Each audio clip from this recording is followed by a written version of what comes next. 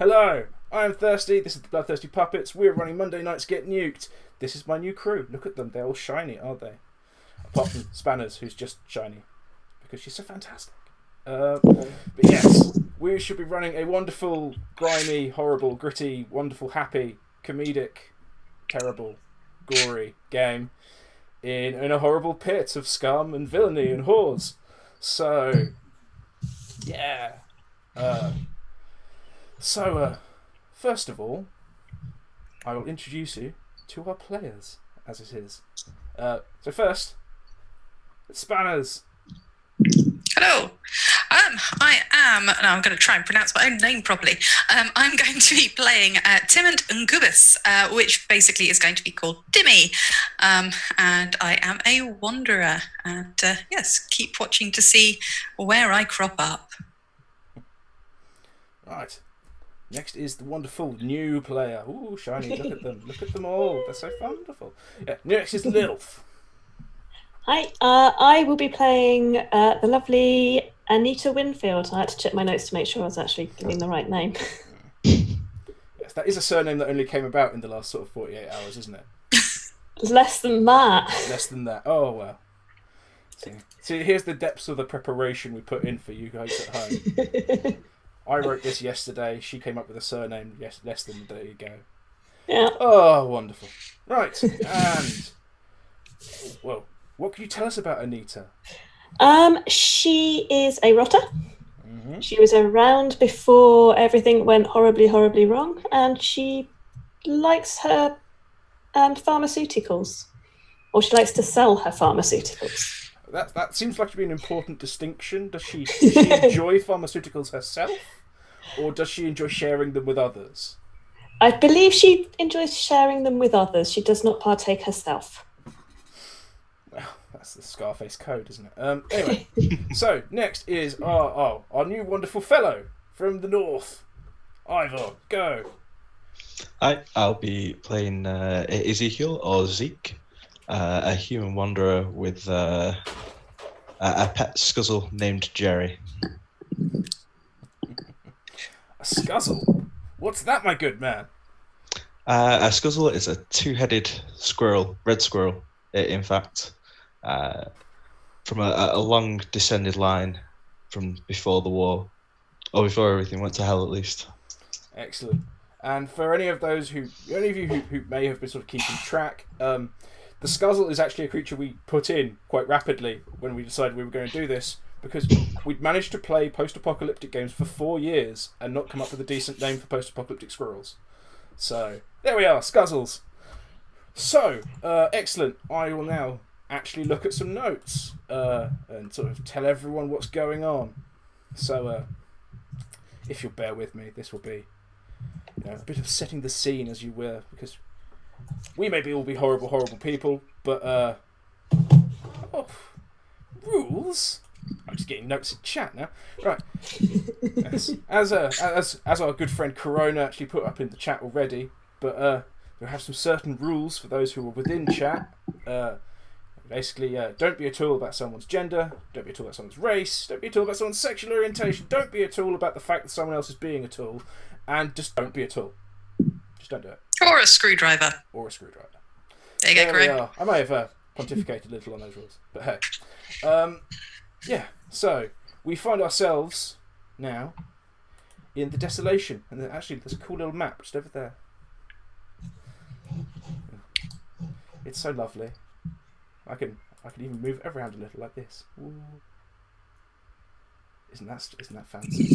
But yes, right. We find ourselves in the desolation, which is our name for this particular stretch of post-apocalyptic Sussex, and essentially, well, things go as such. The folly of the old world burned the human race to ash. Over decades, hundreds of settlements have sort of drifted together and apart, sort of struggling for survival, gathering together out of hope and desperation, generally fear, lots of fear. People since the bombs haven't been overly pleasant to one another, and basically gathering around with as many other people to catch bullets is a really good way to survive. But despite the last sort of century of upheaval, through it all, Ooze Town has stood strong as one of the only safe ports left on the coast of the desolation. As with all the seaports of old, it's a festering sore of scum and villainy, where whores and con men rob sailors and merchants of their hard-earned money, and sort of in return for fleeting liaisons and dubious merchandise and STIs. That's where Anita and Zeke currently find themselves. We'll come into where Timmy is soon. But yes, Anita and Zeke, your separate travels have led you on the long road into Ooze Town. And obviously one of you has probably come to ply your trade as a purveyor of chemical refreshment. And the other, well, he's come searching for a long-lost friend. And we find them standing, not necessarily together, but side by side, at dusk, in a muddy street outside a shitty, ramshackle old building. The sign outside is in sort of a flaking paint on an old car bonnet. It reads, "The Bleed, Bar and Grill." Generally, everything you can smell is just... It's like old fat and sweat and stale booze. And it's probably the most pleasant thing you've smelt since entering town. Because this place smells terrible. Like all rivers and estuaries in hot weather, it just stinks. The river mud has baked hard and smells like shit. It's just all river mud and vomit and diesel fumes. But the people here have money, so there's always someone who knows something or can point you to someone else who does. So as you stroll up to the biggest, most widely renowned bar in town, you really didn't expect the doors to be closed. And on them, there's a hastily scrawled message in chalk that just reads, "Closed. Fuck off." So, what do you do? I will have a look at said sign and just look across it so you can go, "It's closed. It's never closed. Why is it closed?" Not being able to read said sign that says closed, sort of give the door a heavy shove to see whether it will budge or whether it's actually closed. Yeah, you give the door you give the door a good sort of shoulder. It's a big old heavy door. And yeah, it swings. It swings it swings open. The word "closed," graciously moves out of your way, leaving a closed door in front of Anita that says "fuck off." And from inside, you can start to hear screaming. There's definitely someone screaming in there. Just sort of, not constantly, but every so often as you sort of stand there, every few moments, a scream, and you can hear sort of meaty thuds and someone crying. Does he turn to Anita and go, "Should we check this out or just go? It sounds like they're closed." We probably should investigate. It might be something we can capitalise on. Fair enough. I go inside and see if I can find what's causing the noise. Okay. As you push inside, there's like a small corridor initially, and it sort of leads out into an open bar. And inside this bar area, you can see a very, very, very large individual sitting. Oh, I can hear pencils scratching. How wonderful! A very large individual sitting on like one of the beers, or someone who's borne aloft on a beer by slaves. A very, very, very large person. You're not entirely sure if they're male or female. There's a lot of body hair. and some clothes. You can't really determine much more than that at the moment. But there is a very, very, very, very large fellow sitting on this beer, and there are some other people. One who's currently spending a good deal of time on their knees, being gripped by the lapels and slapped. Another is nailed to the wall by their hands. And there's some crying coming from behind the bar. Some high-pitched, girlish crying.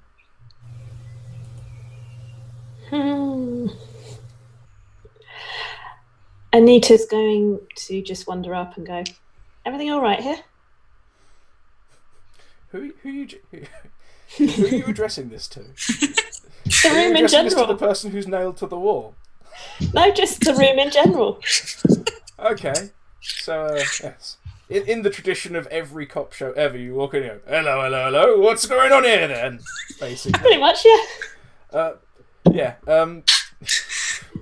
Every eye in the room turns and locks on you. The person on their knees, well, probably looks a little embarrassed. They've just been, caught getting slapped around. The people doing the slapping look a little chagrined, and the very, very large person on the beer barely turns their head. And from the pile of person reclining upon this, this mobile chaise lounge, rumbles out the voice, "Fuck off! It's closed!" Okay. Just thought you might need a hand with something. You heard screaming. Thought we'd investigate. You're not normal, are you? She kind of looks down at herself and goes, nah. Don't look so special to me. Get out. Yeah, fine. And she turns around and starts to walk out. This point, the person whose hands are nailed to the wall starts screaming again. Like, what are you doing? Help! You're a horrible bastard!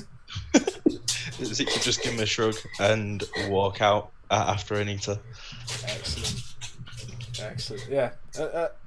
At the point, as you sort of, as you get to the door and just sort of spare a glance back, like, that was a weird old Zeke. This is in particular, because you didn't pick up on the sign on the door. You just walked into a pub and got told to fuck off. So you're just like, huh?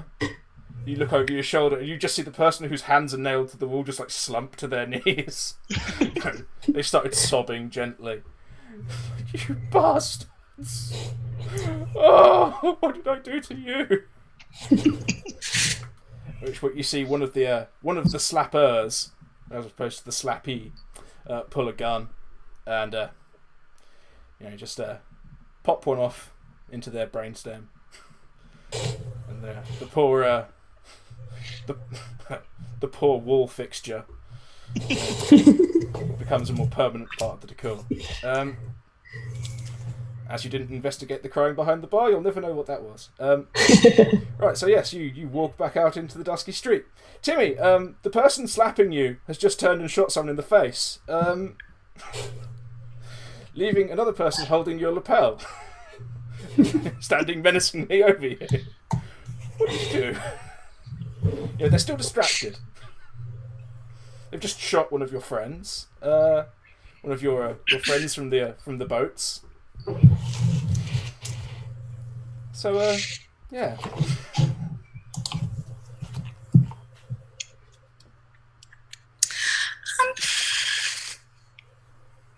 So they've just shot somebody that I would have known. Oh yeah. This is probably one of the salties you came here with. Okay, excellent. And do I know this person who is doing the slapping? The person doing the slapping is probably someone you've seen around. They're one of the sort of the strong arms for one of the bigger players in Ooze Town. Okay. And have these two actually got out of the door yet?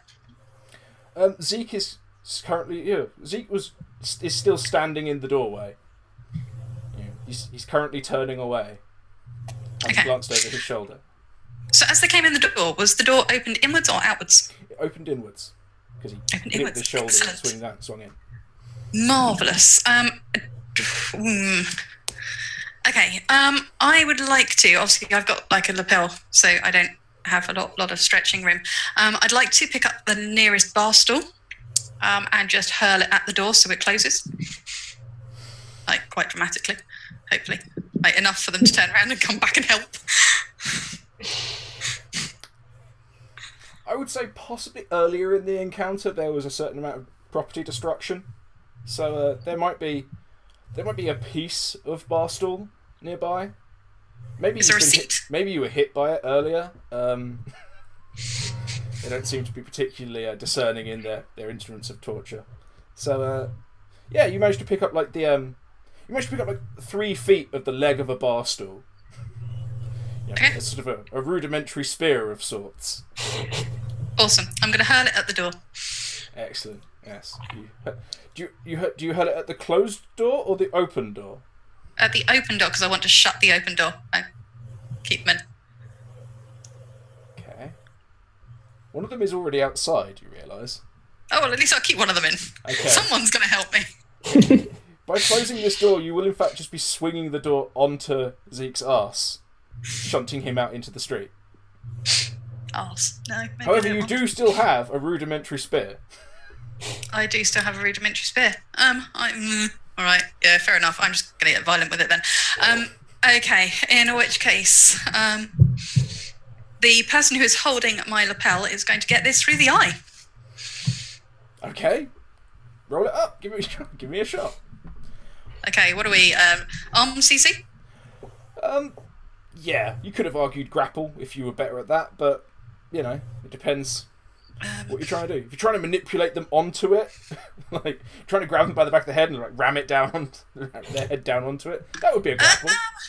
Yeah, let's do a grapple. I mean, yeah, I'm just going to take the back of their head and just kind of Yeah, punch slowly. stick the motherfucker. Yeah. Do one of those. Excellent. I'm going to go with a 13. A 13. Yes. Yeah, you was that with dexterity or strength, by the way? That was with the strength. That was a strength. Okay. Yeah. This poor overdeveloped idiot, who's been sort of batting you about for the last sort of 45 minutes. You lunge to your feet, which throws this poor person back. They're quite a bit taller than you. At which point you give them a rapid sort of a knee to the ghoulies, and then you put a hand on the back of their head and just slam it down onto the sharp end of this barstool's leg. And they stay there. They stay there, bent at 90 degrees at the waist, looking like a rather odd little table. The other end of the stool. Lag. Interesting. That hasn't happened in a while. Yes. Oh, what's happening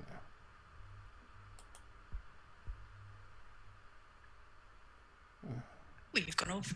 Yes, we've gone all funny. Why have we gone all funny? You have gone off funny. Well, while you're sorting that out, I should just describe what I'm doing to keep things going. Okay. So yeah. In the minor technical issues. So yeah, I've kind of like shoved this guy's head down onto a spike and go, here, don't fuck with my friends. As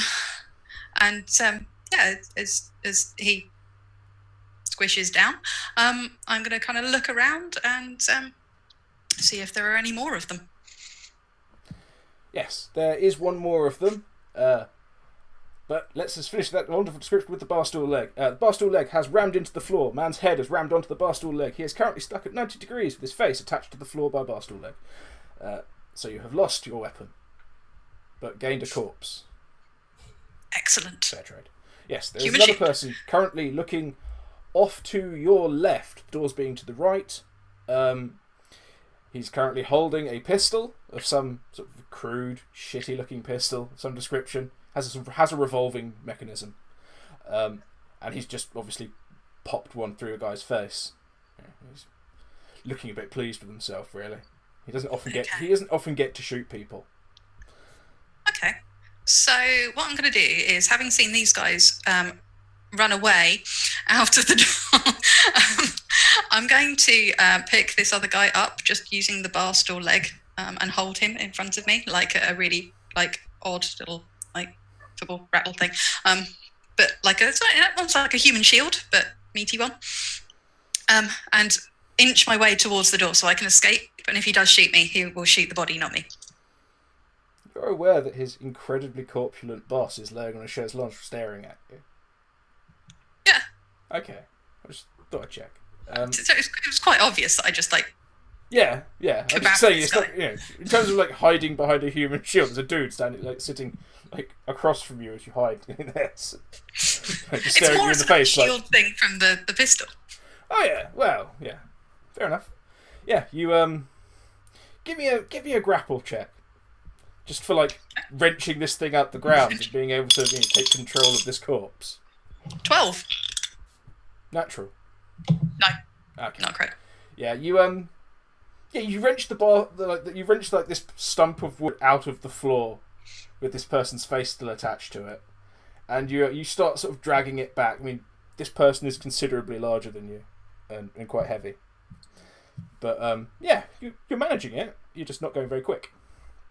But yeah, so far this gunman hasn't noticed anything at all. He's standing there admiring brains on wall. Going, oh, I love it when I get to shoot people. Bam, right in the face. His boss is just sort of rubbing his eyes at this point. Why do I give guns to these people? Can't trust them. Idiots. Yeah, and while he's doing all this and just sort of sitting there, lamenting about the quality of his workforce, I'm going to give our erstwhile companions a chance to tell us what they're doing. Yes. Gunshot. You've heard ah! And someone talking loudly about the unreliable workforce. Anita will stick her head back through the door and go, "You sure everything's all right in here?" Could probably do the hand, carry a corpse, stab that dude over there, whatever you fancy doing. Well, yeah, but why should I help you? What did you do to be, bitch slapped? We just arrived. I'm with the salties. They don't like them very much, but they're not bad people. They talk a bit funny,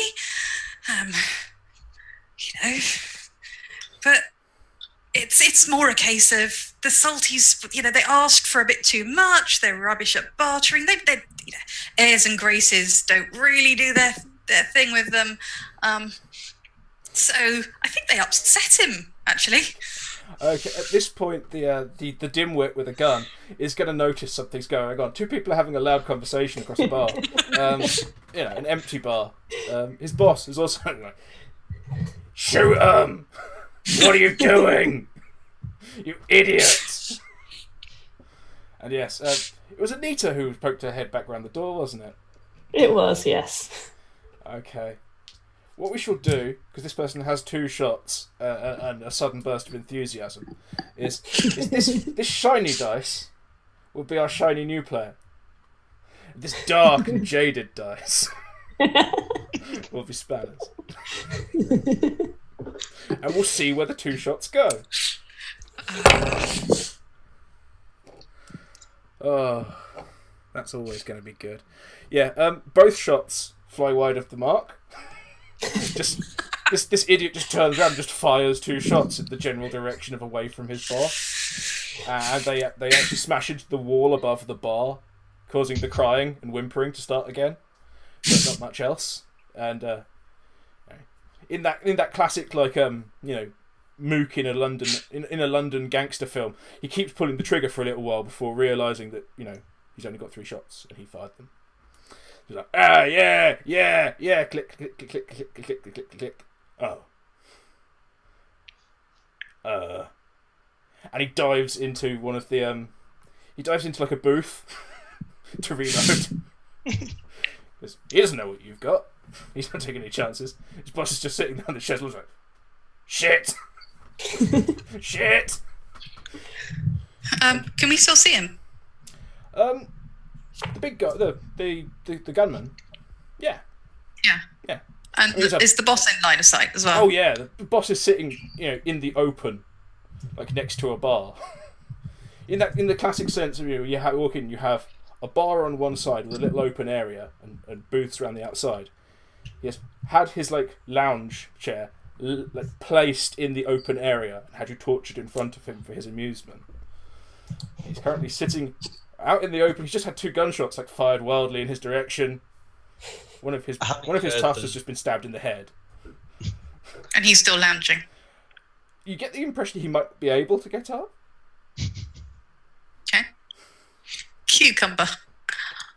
Just out of character for a minute. If he is lounging and not looking particularly bothered, do we want to assume that there are more people somewhere that he's going to be not bothered with? So, if we go and shoot him in the head, are we going to come out of this alive? It depends what you mean by this.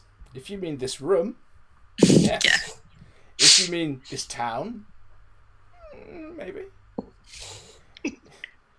If you mean this century, no. It's all economies of scale. Fair enough. Thank you. Yes. For those of you who didn't know, cucumber is our out of character word. It's a safe word for out of character discussions. I take it the cucumber has been rescinded now. The cucumber has been rescinded. Excellent. Yes. So we have a gunman frenziedly reloading, sitting on the table in a booth, which, considering he's a large fella, isn't actually hiding in much. You have a very, very large fella laying on his portable chaise longue in the open, trying not to get shot. And yes, much like Mr. Watermelon. And yeah, so what happens now? Does Zeke do anything? 2 shots. Having heard the 2 shots coming in his generalish direction, he would sort of pop back through through the door, and unholster Tilly, his rifle, and take aim at the gunman and fire. Okay, yeah, roll it on up. Give me a d12. Go. That is that is a 6 total. Yeah, you burst in and you fire with far more enthusiasm than accuracy. I'm not entirely sure why, because you didn't know what was going on inside. But hey, you suddenly decided it's a really good idea to shoot this guy, and you blow a chunk out of the back of the booth seat that he's hiding behind, 2 inches from his ear, and it's like a fist-sized chunk, and he just sort of locks eyes with you across the bar, and you kind of hear a farting noise. But apart from that, he seems unharmed. He's frenziedly you see him fumbling with bullets, trying to stuff them into his revolver. But yes. So, Anita is currently standing in the doorway with a pleasant smile on her face. Zeke has pushed past her and fired a rifle. Spanners is cowering under a corpse and trying to get to the door. Okay. I think I'm going to put the corpse down at this point. There's, we shot the gunman. And just because it's the first game, I'm going to walk up to the boss. And as he is laying on his chaise longue, I am going to sit on his feet, just to test out why those legs are still up there. Okay. I just kind of wriggle around a little bit and say to him, "So, losing a bit of feeling there. So, do you want to tell me what the problem was you had with my friends?" We tried to hire you for a job. We don't talk to salties unless we need them. Okay. At this point, I'm going to unclip a nail from my nail gun, and just rest it against the underside of his kneecap. So, what were you talking to them about?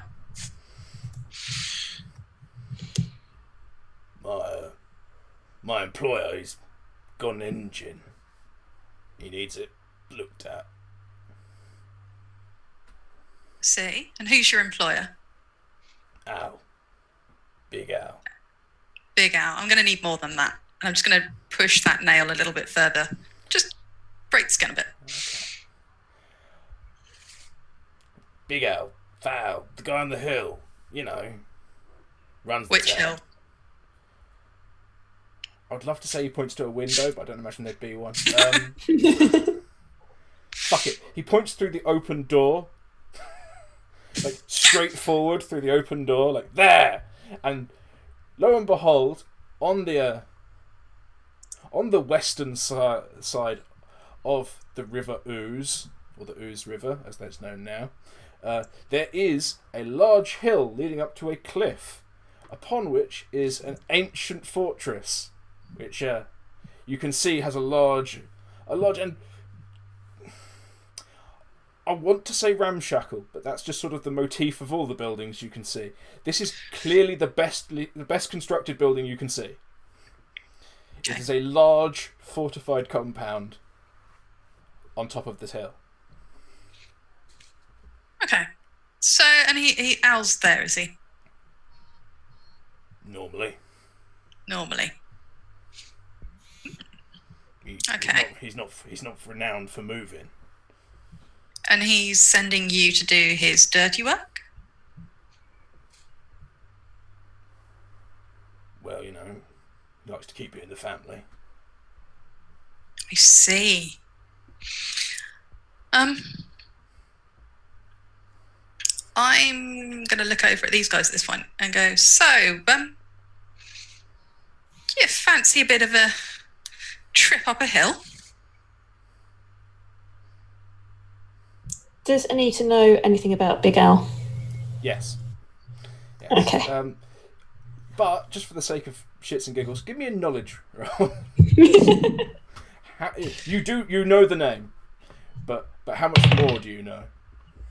Well, that's an 11 on the dice, plus A botch. That's a botch on the dice. Yes. Yeah, you've heard the name. You can't remember where or why. The hill thing doesn't ring true. So you've got it in your head that he's miles from here.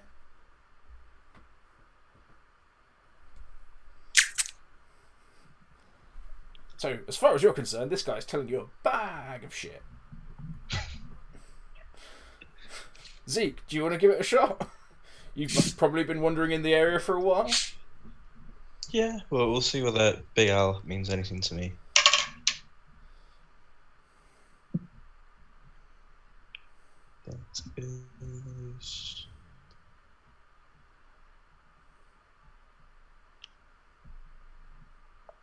That is an 8. 8. Mm-hmm. You've also heard the name Big Al. You've heard that this Big Al guy controls a lot of he controls the loan sharking in town. He controls a lot of he owns the debts basically. Okay. If you're doing business here, you're normally doing business with him because he's got everyone's bloody money. If that's the case, would it be a logical thing for me to leap from controls the debt to might know where Herbert is?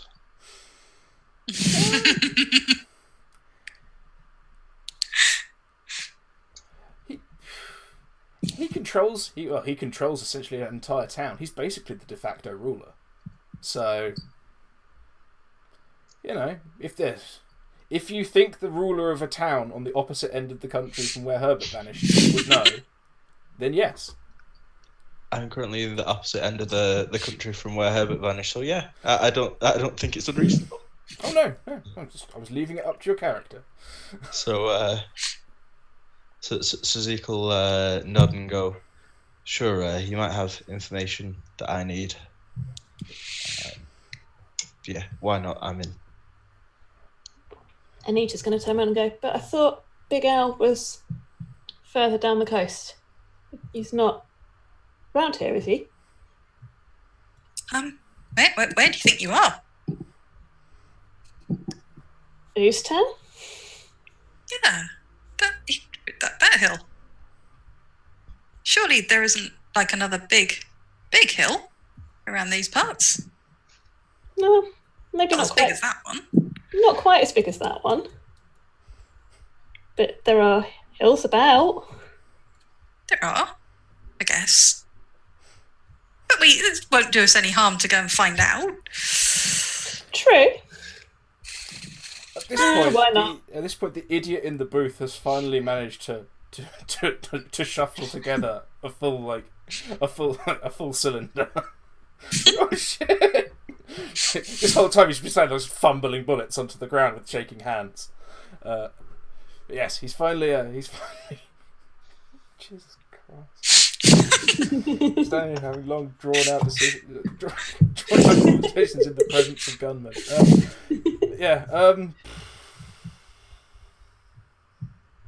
Three players. How do we decide this fairly? The new guys.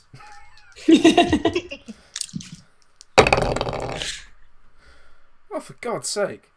Yeah, this guy still sucks. He still sucks quite badly. But he did manage to hit Eivor. So, but he did also manage to roll a 1 to hit Lilth. So, you do get hit with a revolver, which is never that pleasant. But let's see how much damage it does, eh? Okay. Fuck's sake. Yeah.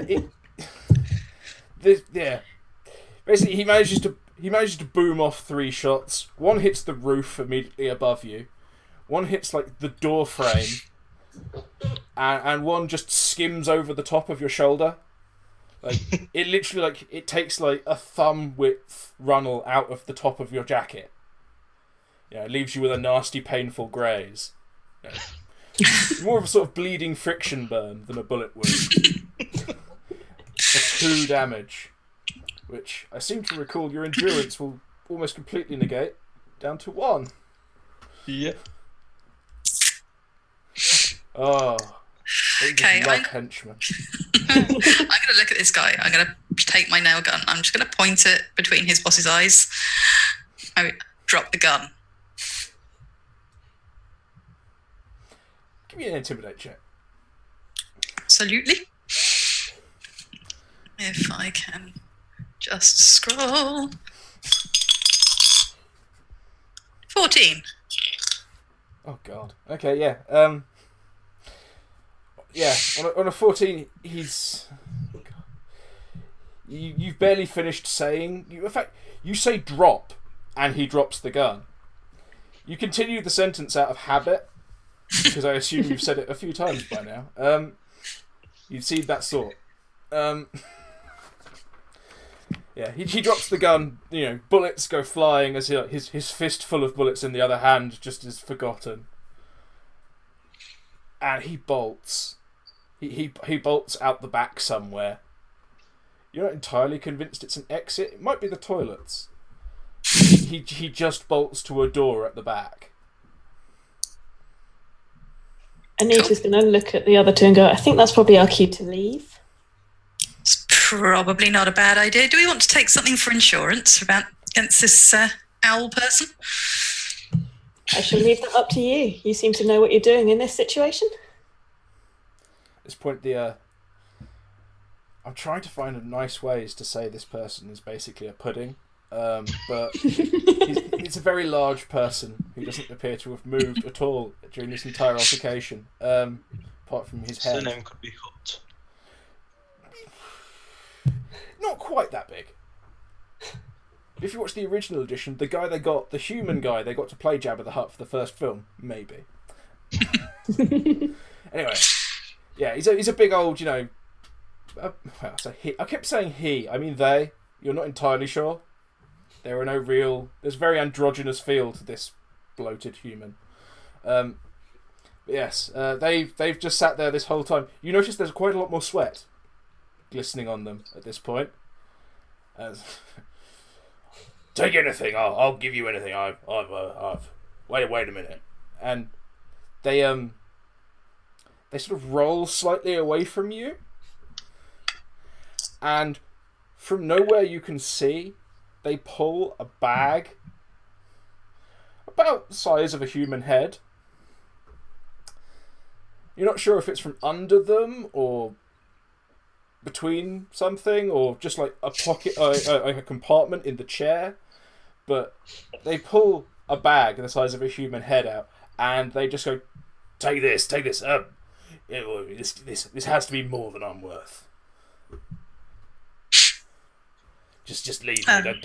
Don't do anything. Don't do anything you'll regret." Okay, so I'm going to remove my nail from between the folds of flesh and have a look in the bag. Okay, you look in the bag and you can see it is stuffed with tack and unmarked pills and syringes. It's got shiny little bits of stuff in that, if you sat down and had a proper look, would probably be components for something. But they look dead shiny. Yeah, job done. Nice. So, you going to leave this corpulent bastard in peace, or are you going to rob him and murder him? Or are you just going to wait around to see what I'm going to say happens in a minute? With a level of pragmatism, I think Zeke would go and retrieve the gun and as many bullets as were within reaching distance. Excellent choice.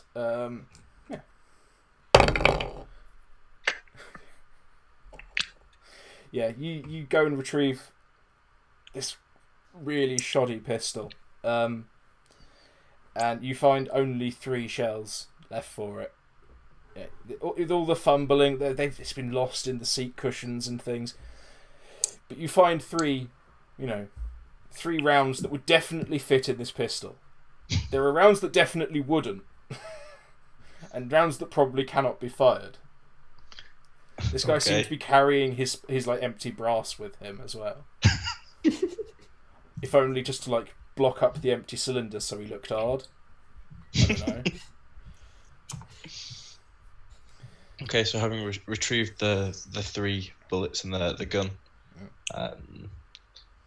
Zeke's gonna nod to the assumedly human creature in the chair and walk out.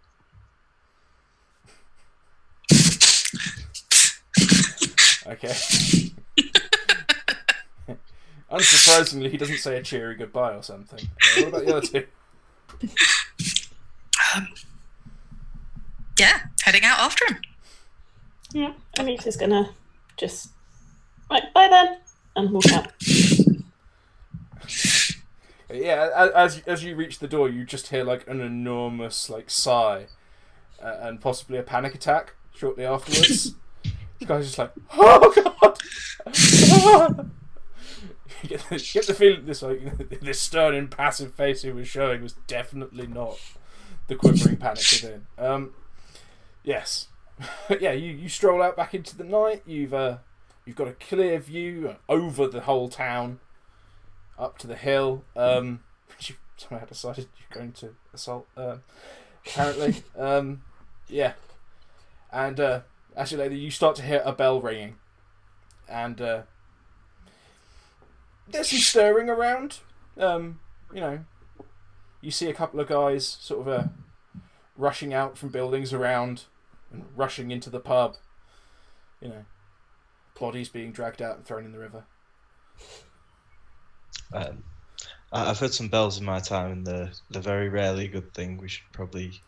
Oh, this is like This is like one of those little hand bells that awfully posh people have to like summon like tea from maids. You get the impression wherever he produced that bag from, he probably has like a pack of suicide pills in his like bell for service. Ding-a-ling-a-ling-a-ling. Yeah. So I dare say you be there. Zika said, it doesn't seem like a great thing. There's a bell ringing. What do you do? Yeah, I suppose we better leave then. Does anyone have any idea where to go? And do you know what's in that bag? Because I'm really intrigued with that bag. So we had in there some tack. We've got some syringes. Ooh. I'm assuming you want the syringes. I've got no use for them, so they are yours. How many syringes do we have? You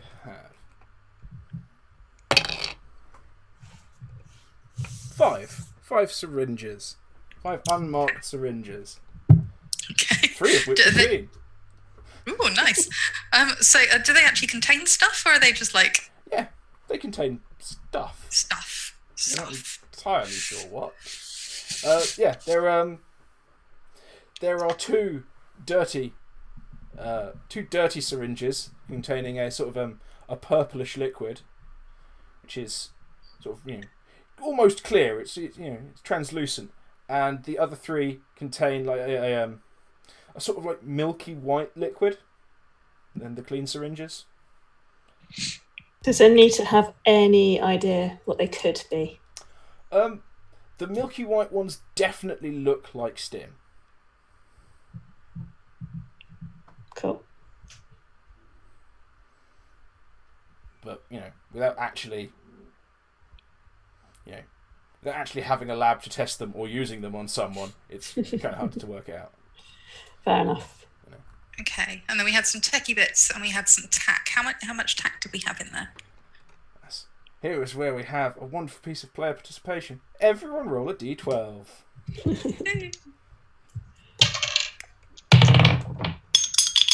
5. Oh, 7. 4.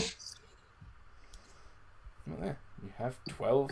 You have 16 tack. Why not? Nice. So yes, you have 16 tack to fight over.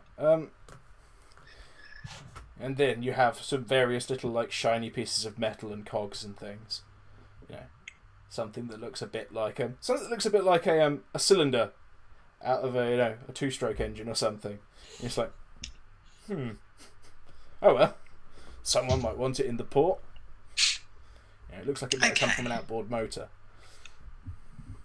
Right, so if we take 5 tack each, and then if I leave 1 in the bag. Yep. Yep. And the techie bits we can use as is, as and when we need them. Mm-hmm. Did I hear mention of tablets as well? You did. You found that there are some unmarked tablets, just loose tablets. My favourite kind. Yes. They are quite large tablets. I'm trying to think about the size of a sterling 50p piece. Big old motherfuckers. Yeah. And they're just white with like a score line in the middle. Mm-hmm. How many? Let's say 5. Another 5. Cool. Maybe, just maybe, this incredibly fat person was planning on taking all of them at the same time. It's part of a drugs regimen for something. Who knows?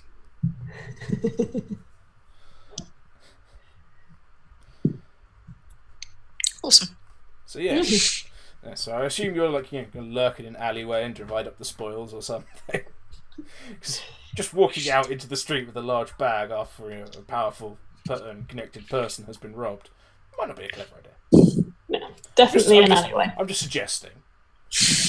Definitely an alley. Okay. Yeah. Yes. As you stand in an alleyway, you hear the bell, you see the people running, you see a body, you see the body being dragged out, and then after a few minutes, you see the body of the guy who ran away being dragged out and also thrown in the river. And the chap who was nailed to the wall, you don't see him, so apparently that didn't matter. So, and the rather large fellow who shat himself and paid for you not to kill him is carried away by a team of like burly looking servants. All of them carrying like at least a thick cudgel on their belt. These guys look like the guys that he calls up when he's in a hurry to get somewhere. We don't see anyone that could have been making the crying noise appear out. No, you don't. Okay. But as you step out of the alleyway, after all of this or at least I assume you step out of the alleyway after all this dies down, because you were going to be doing something else. Yeah, you can bed down in the alleyway if you want. Yes, all of this dies down, and you see a thinnish, a thin sort of guy, probably about 5'8". He's got sort of dark curly hair, quite short. You see him sort of stumble his way out of the front and scrub the rather uncouth closed sign off with like a bar rag. Yeah, stumbles back in. He's still sort of sniffing a bit. You notice that he's covered, absolutely covered in like little bits of broken glass all over his back. And you're a fair distance away, but you can smell the booze on him. This is quite likely the person who was cowering behind the bar crying. Yeah, who got showered in broken glass and booze. Do we want to help him? He seems happy enough. I don't know. Are you good people? Do you want to help this poor person? But we've also got a castle to storm. A fortress to storm. I would point out the fortress at Ooze Town has been there for 3,000 years. It's not going anywhere. I don't know. Do we want to offer some kind of like medical assistance? I don't want to say like actual medicine, just in case. We can always ask if he's all right. Now the closed sign, assumedly the closed sign, as I don't know what it actually said, has gone. The place must be back open for business. So let's go have a drink. Do you really think it's a good idea to go have a drink in a bar that we've just robbed? Yes. Rob the bar. Fine. Almost as soon as you see him rubbing this sign off, you see people just start to wander in. Some of the people who ran in when the bell went haven't left. You know, it was previously previously wasn't fully lit inside. Now it is, and you can start to that essential sound of pub. You know, that hubbub of people who are having a drink and like grumbling about whatever. I don't know, weather, significant other, job, blah blah blah, kids, pet, you know, general state of health, whatever. Yeah, that noise. Yeah, it's starting. You're there for the birth of a British pub, like mumble. It's beautiful. It's a beautiful moment. You know, it brings a tear to no one's eye whatsoever. But hey, yes, a pub is happening. A nice pub. I could definitely do with a drink after that. Pub. Most importantly, do we have consensus? I think we do. Excellent. Normally this is my job when we're playing. You can go to the Winchester and wait for it all to blow over. Okay. Right, yes. So you head your way back into the Bleed Bar and Grill. As you Right. You head on in. There are people still coming. It's almost like someone has opened up like the entry gates at a football match. You know, as the minutes go past, more people try and pile in. Clearly, people were staying away from this area of town while something was happening. Anita kind of pushes her way through the crowd, walks up to the bar and goes, "First things, you all right? And secondly, I need a pint." Yes, you elbow your way to the front of the front of a gaggle of people at the bar, and the bedraggled, glass-covered barman just glares at you. You just elbowed your way through a crowd of paying customers. Oh, they're complaining. They're bloody newcomers, shouldn't let them into town. Well, coming here and stealing our pints. What will we ever do? And then someone, in the way of all good pubs, someone turns around and says, "Oh, shut up, you grumpy bastard." Right, well, better in my day. And he gets a pint put in front of him and he shuts up. So yeah, the barman, he doesn't appreciate having been hurried. But yeah, he comes up to me, he's like, "Yeah, I'm fine. What do you want?" Pint, please. Pint. Okay. And he turns around and he's like, "Jim, good?" And a person at the other end of the bar, looks at you, looks back at him, and is like, "What? Serve him." Yeah. And a pint is placed before you. It's like, "Tab, come on, open your tab. Assume you two are drinking too."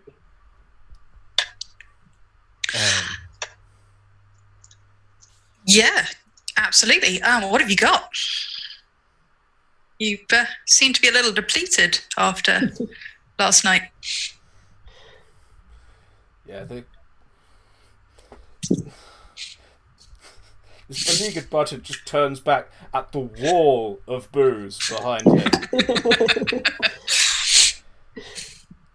He turns a stink eye on you. He's just like, "Oh, really? We lost 3 bottles. I mean, there are worse things." You get the impression he doesn't count anything on the lower shelf. The lower shelf was decimated, but he doesn't seem to be concerned. This is probably the stuff on the lower shelf. You also notice is often in jars and things. It's clearly something that's been made here, probably with river water. The things above are things that you could order in a pub today. These are pre-war bottles, possibly not filled with pre-war contents, but they look the part. Well, seeing as I'm missing my friends, I think we need some rum. Okay, so what we can do, and fuck it, why not? He clicks his fingers a few times, and you notice a young girl comes over, and she's probably no more than 10 or 11, and he goes, "Rum, girl, go get the rum." And she runs off to the other end of the bar and goes down a hatch under the floor. And after a few moments, she comes back with a bottle filled with a jet black liquid. The label is sort of browned and almost entirely just ripped off with age and water damage, but there's a bottle of perfectly black liquid. Nice. Can I tell from the shape of the bottle what it is? It's reminiscent of something you've seen Salty's drinking. It's a definite favourite. Okay. That'll do. You seem to recall it starts with a K or something, but you're not sure. Yeah, and they pour you a rather stingy measure of this jet black liquid, and they're like, "That's attack." Okay. And I slide attack across the bar. Yeah. A third. The rum child, her eyes sort of widen a little, and she smiles. Maybe a tiny titter escapes her, but the guy just takes it instantly, chucks it into a bag under the bars, like, "Chins up," and walks to the next person. Puts pints down in front of Zeke, and he doesn't even bother asking Zeke. He's had enough time talking to you people. Right. He's just like, 2 tacks. 2? Yeah, 1 for each. Yeah, but the rum's for her. Yeah, but that was attack, and you're saying 2 beers the same price as rum? Yeah, we're opening tabs. A beer's not worth attack, but you give us one and we'll keep giving you beer. Oh, okay. No, that's fair enough. Fair enough. Is equal a handover attack? So does Anita. Excellent. Yeah. So attack will buy you a few beers, but they don't want to. They don't want to go around. They don't want to go around. They don't want to deplete their stock of glasses. Let's face it, their stock of glasses is quite low. It's not long into the night before earthenware jugs start coming out and shit. But initially, at least early in the night, you can actually get like a proper glass beer mug sort of thing. Or one of those shitty branded tankards. But hey, there we are. So you're all sitting there with your drinks of choice.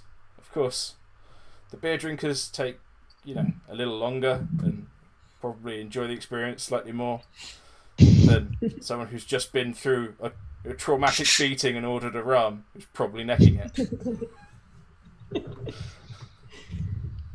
Tell me I'm wrong, Spanners. Yeah, go on. That's gone. It's gone. Yeah, it's gone. It's this point where I normally tell people to start taking poison saves, but I'm going to be kind. So yeah, you sit there, you're having your drinks. Do I know who it was that said yes, serve them at the end of the bar? Have I seen them around town before, or would I know who it was? He said the name. He said the name Jim, so I'm wondering, do I know who Jim is? You've heard of Jim. You've seen him around. In fact, if you were to think back, there's probably been someone called Jim who looks very similar in every pub you've ever been to. This guy is like a quintessential barfly. Okay. I think the Zeke would approach Jim and sort of go, so what's the news about town then? News about town? Well, it stinks. What do you want to know? What are you going to pay me?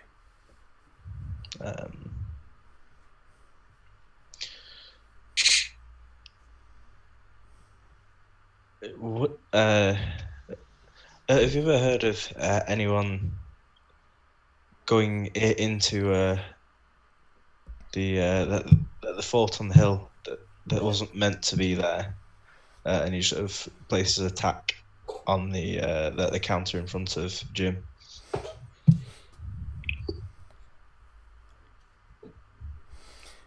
Jim sort of he sits there. You're not sure if he's looking thoughtful or he's considering whether or not to finish his pint before telling you. But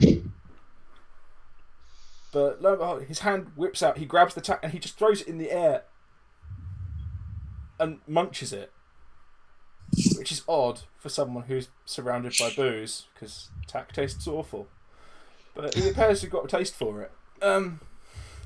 He munches it down, he swills the last of it down with his pint and he goes, "Yeah, I've heard of people going in the place on the hill. What of it?" How they get in? Through the gate. What do you expect?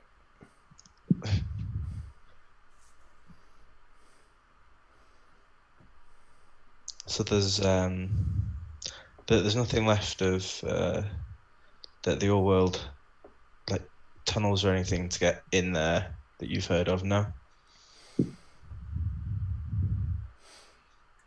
I didn't say that. That's not what I said. No one here heard me say that. So if one were to be looking for a tunnel to get in there, where would be the best bet to start looking then? Well, they say that the Salties Enclave down at the right down on the coast, at the end of the port, right down on the harbour arm. They say that they've got a way in. And I don't know. And if I did know, I wouldn't have said so, would I? And he fixes you with a look at that point. I wouldn't have said so, would I? You wouldn't have said so at all. And Zeke gives him the sort of nod and picks pint back up off the bar and wanders back to the other two to recount what he's just been told. As you're walking around, he turns to the glass covered chap who's in up this end of the bar now. He's just like, I like him. Good boy, is he? He gets it. Yeah. As you actually as you see them together, you know, it's a sort of a family resemblance. Maybe they look a bit similar.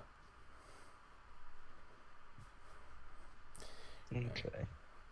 This the fellow you just had a chat with definitely appears to be the elder, probably by several decades, but there's a resemblance there. Yeah, you head on back. You manage to elbow your way through the throng, which is ever increasing. The temperature in this place is starting to climb. You know, it's gone from comfortable afternoon, comfortable evening drinking to starting to feel a little bit like an overpacked nightclub. You know, people in street clothes are starting to sweat. People who were freezing when they came in are quite comfortable now.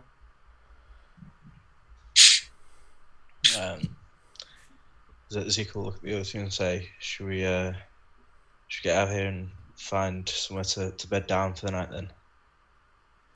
I've got a tab. I've got more beer to drink. And he's going to go back up to the bar and grab a couple more beers.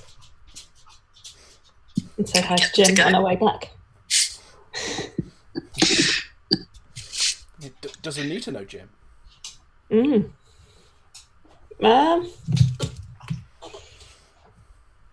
reckon she's likely to. Got a bit of a spotty memory.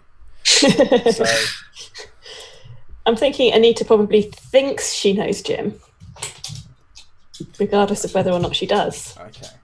So yeah, you head up to that end of the bar, seeing Zeke got a good reception up that end, and it was a little frosty down the other. So yeah, you head up that end to get your next beer. And they actually, this is a great idea. I don't know why pubs don't do this in real life.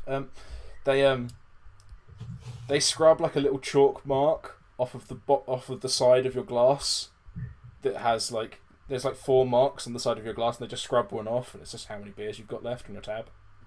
It's like you come back with one less. At this point, you cotton onto that plan. You're like, huh. And as you get to the bar, and your new beer is actually placed on the bar before you arrive. These guys, now they're into the swing of it. They're really doing quite well. And the elder Jim just turns to goes, Anita, hello. All right, Jim. Yeah. How's it going? It's going good. Stopping you to watch the boy. He's doing awesome. Good. That's nice to know. What was happening earlier? We tried to come in earlier and the bar was shut. Yeah, the boy got himself in trouble. We had to come in and bail out his debts. That's not it. No, Daisy Pratt.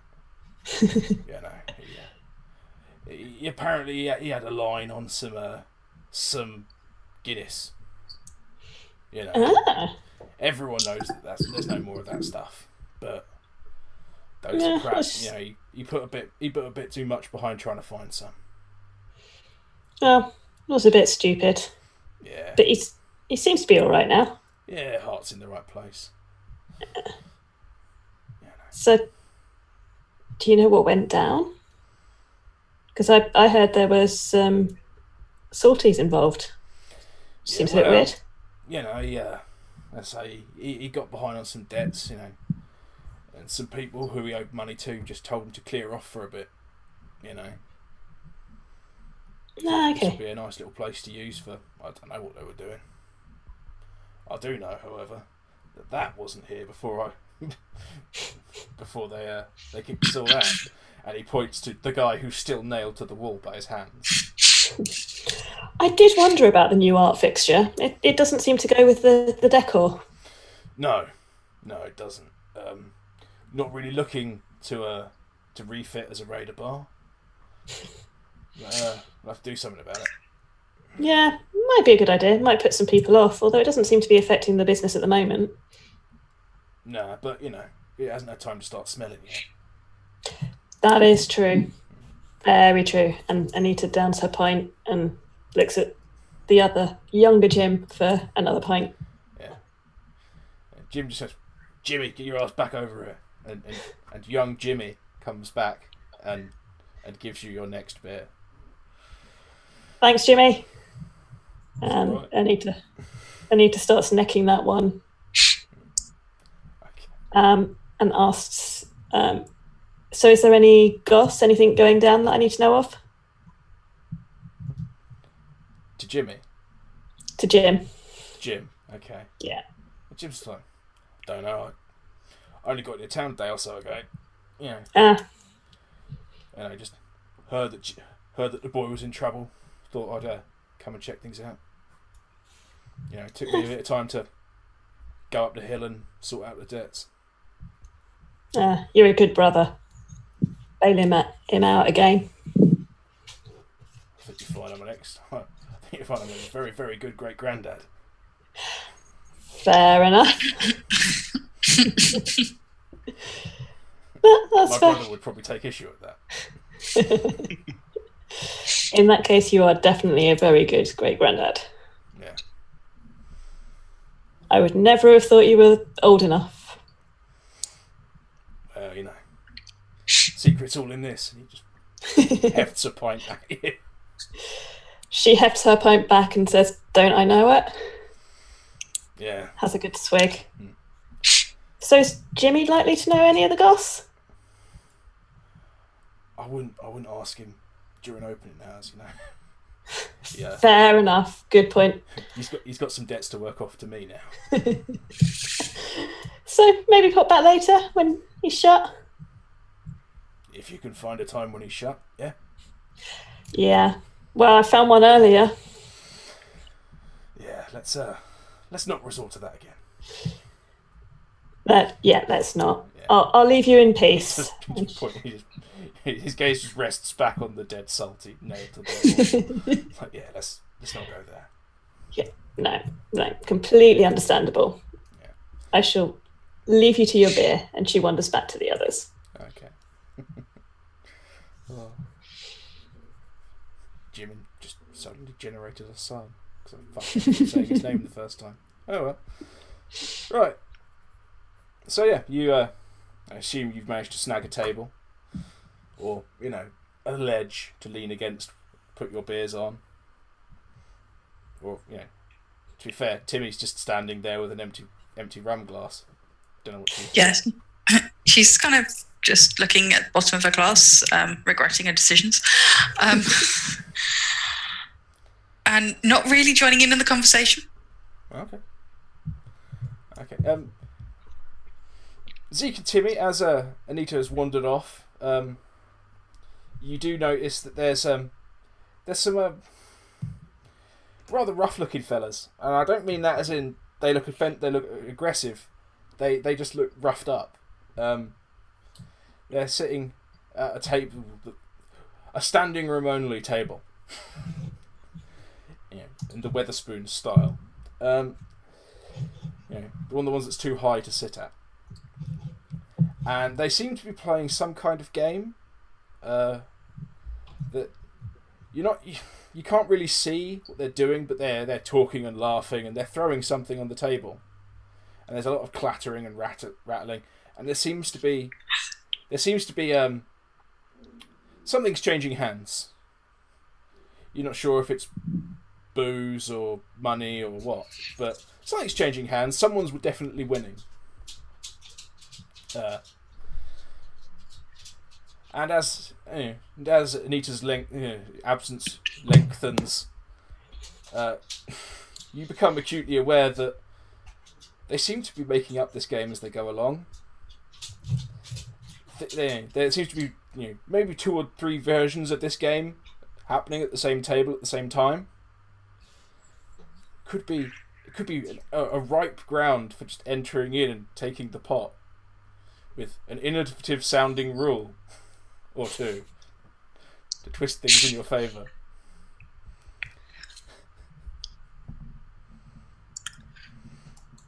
As a wanderer, Zeke has probably done this before.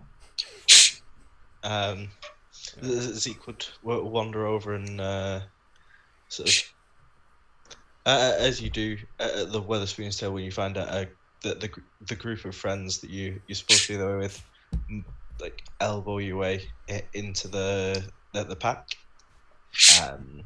and sort of stand there like he's meant to be in. So says, "So what's the game then, lads?" It's jumping stone. You do. You take this, and he shows you like this little, sort of flat tiddlywink type stone. As the game is this, and for some reason you're not entirely sure why.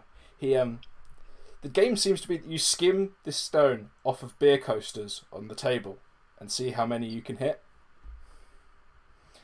And apparently there are rules and point systems, and no one can quite agree on what they are. Different brands of beer, different, things are worth different, they've put other things, they put like money, they put like tack on the table, and if you can make it skip into someone's beer, you've got their beer, It seems to be an absolute chaos, but it also seems that they're having constant arguments about what the rules are, so you could probably clean up as long as you sound convincing.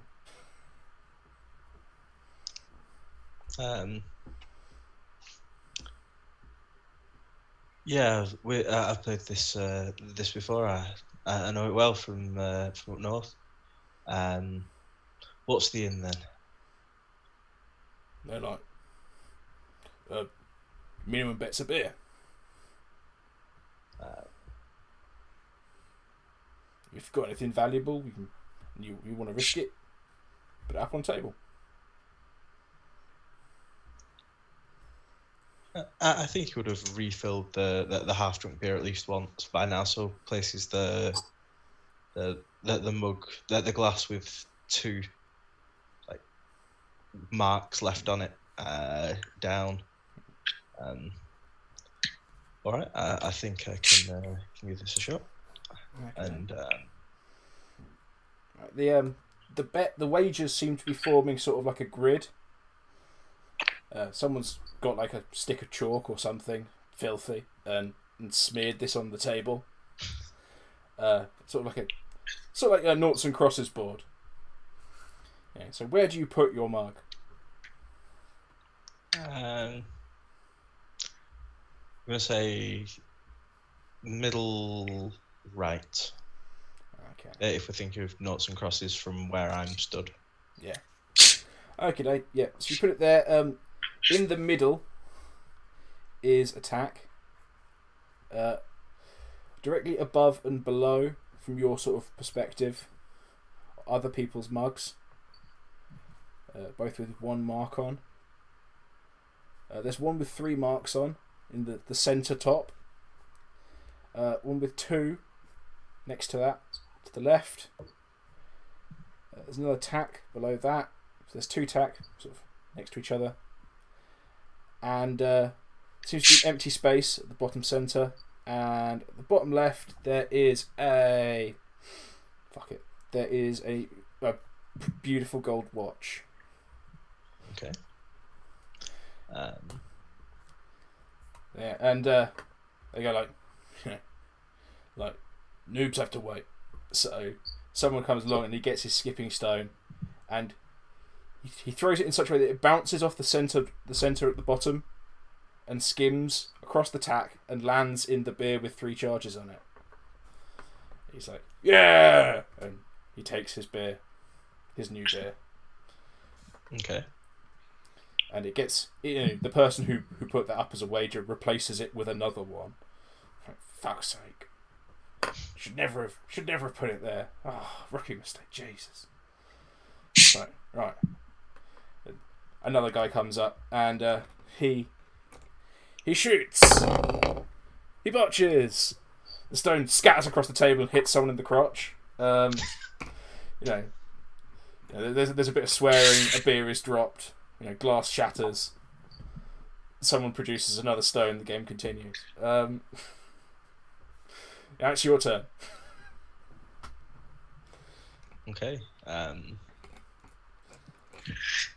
So yes, you you line up. You've got your stone in your hand.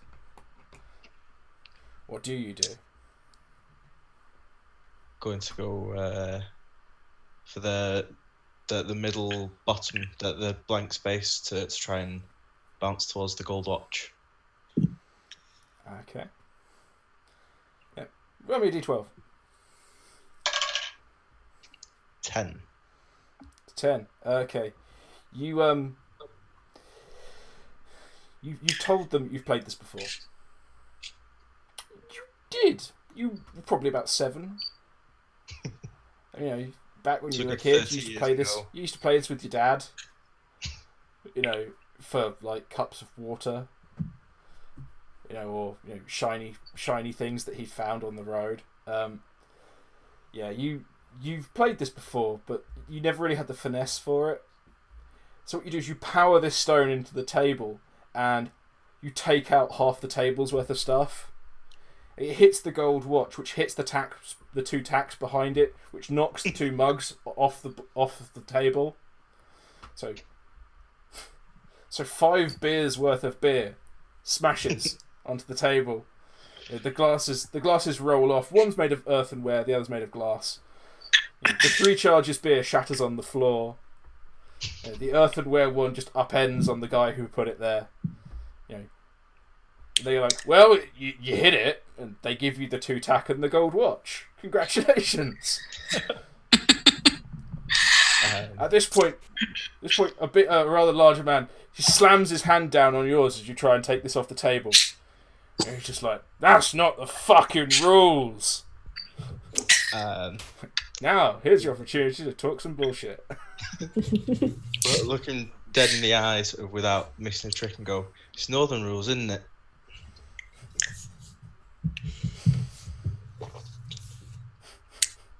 I'm not sure how to justify that one. Are you trying to intimidate him with the unknown of the North? Are you trying to manipulate him by being a smarmy motherfucker? Are you simply stating a fact that you know to be true?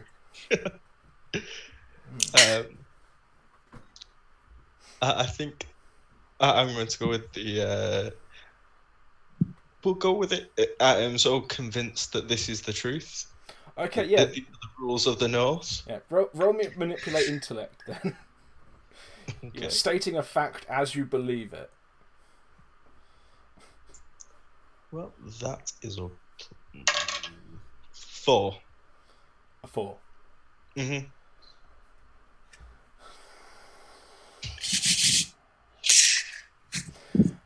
At this point, because I'm not sure if I've mentioned it, there are these wonderful things in the system called legendary points, which you can spend for rerolls.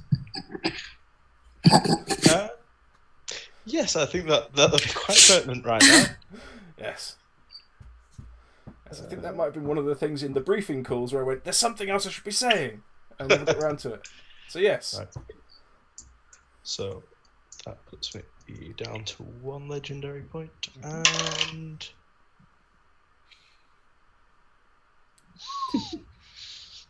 that's an 11 on the die. Oh yes, excellent. We have a legendary botch. Yeah, you go. It's Northern rules, innit? And at the top, you spit beer out as you say this. You know, you're outraged that he would dare impugn your Northern honour. You spit beer over the table. It sprays in his eyes. He's like, for fuck's sake! And as he does, he elbows the 2 guys next to him. You know, one of whom, you know, knocks the guy next to him, who jogs his beer, who like jostles the next guy, you know, who falls over onto someone who's carrying a tray of beers. You know, shit goes off. By the time Anita has returned from her fact-finding mission, there is a full-blown bar brawl going on around this table. Roll me a stealth. Okay. A sneak. A sneaky, stealthy sneak. That is a 10 plus 5 for a 15. Fuck yes. Yeah. Basically, reading the early signs, you just duck out. You duck out early. Is there any way I can grab the tack and the gold watch as I disappear?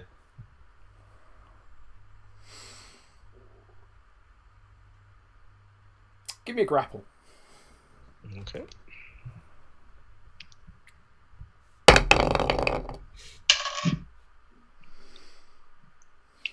Four. No, this guy got a 10. Yeah.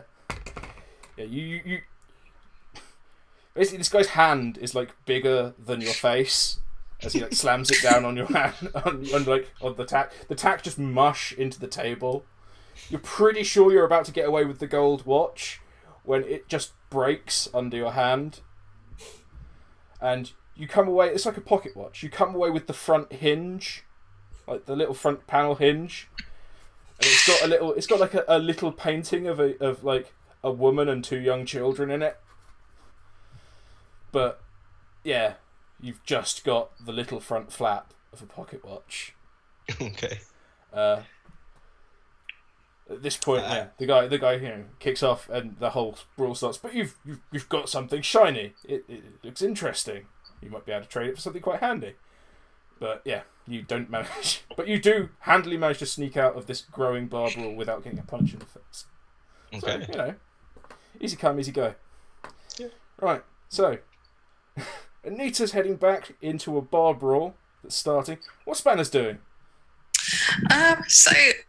Temmie's been watching Jim, and she's been kind of making this sort of weird face at him, this sort of,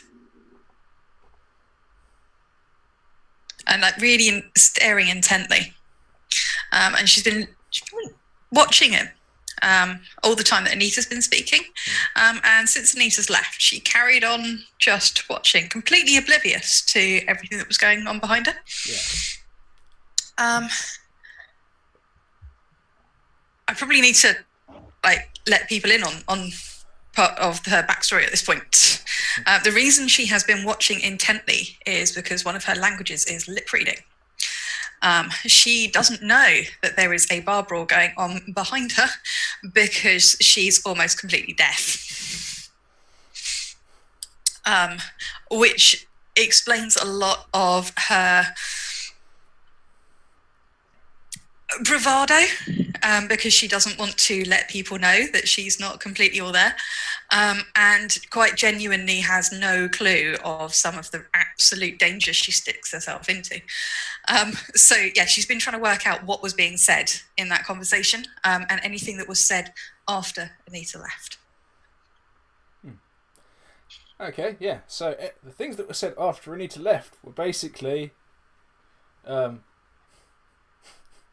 something along the lines of, funny, I thought she'd remember me. And had some good nights out. Like, she was there for my 3rd marriage. Bitch. What the hell?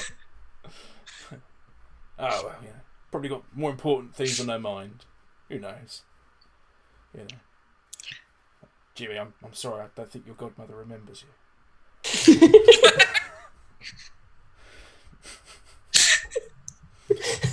Yeah. Vital world information, which I'll probably write down in notes. But hey.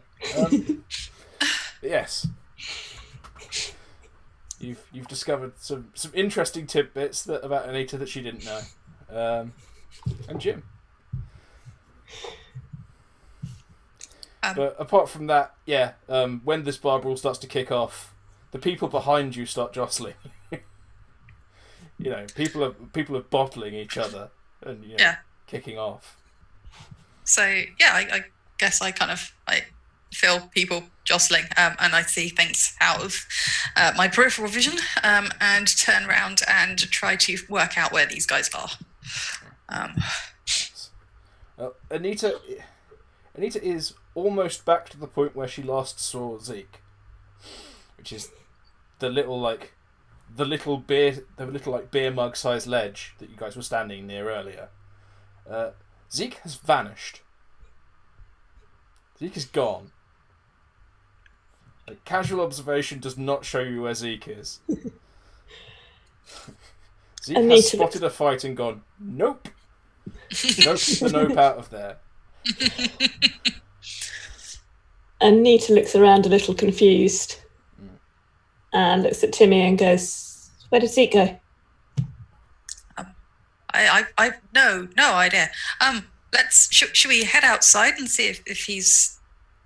He can't be in here if we can't see him. Well, I'm hoping he's not in the middle of that brawl. Did you want to check? No, let's leave it. If he's in there, he'll sort himself out. He's fine. He's fine. As you raise the question, is he in the middle of that bar brawl? You do hear someone, "I'll get you, you northern bastard!" And then punching someone goes, "Don't! I'm from here!"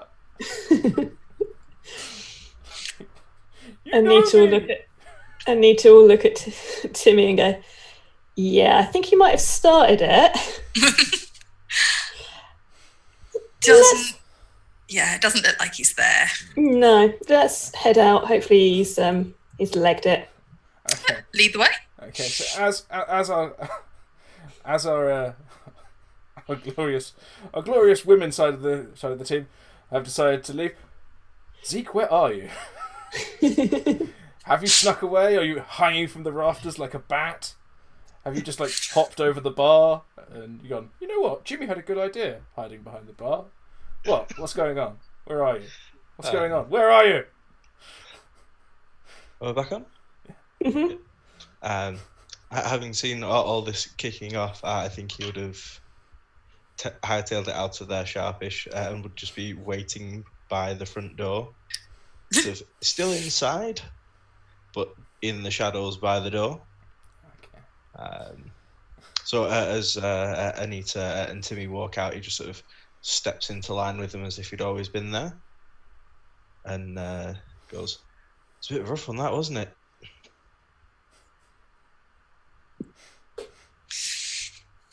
Anita, how do you react?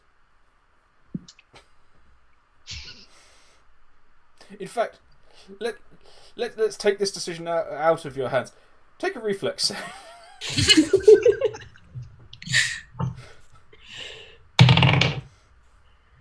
That is a 10.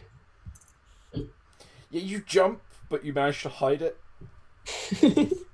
Almost like hiccups. Yes.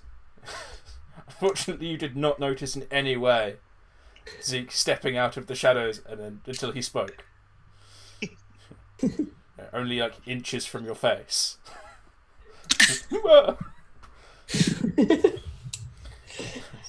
Please tell me one of you does something animated so that Timmy will notice. Standing on the other side of Anita. Anita kind of looks at him and goes, "Where did you come from?"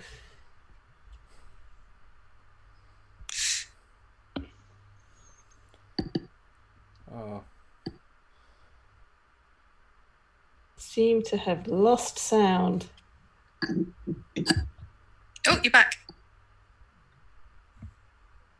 Really? Maybe. You. Speak, Eivor, speak. Hold on. Okay, there we are. Yay, you're back. Yeah. Yes. Oh, good. Yes. I don't know if you were left. You just weren't saying anything. So, yes. You have appeared from the shadows. Your compatriot has gone, "Ah, what the fuck? Ah, where are you? What's going on?" Yeah, that might have been my fault back there, but it's probably best not to think about it anymore. We'll just not come back for a couple of days and it'll be fine.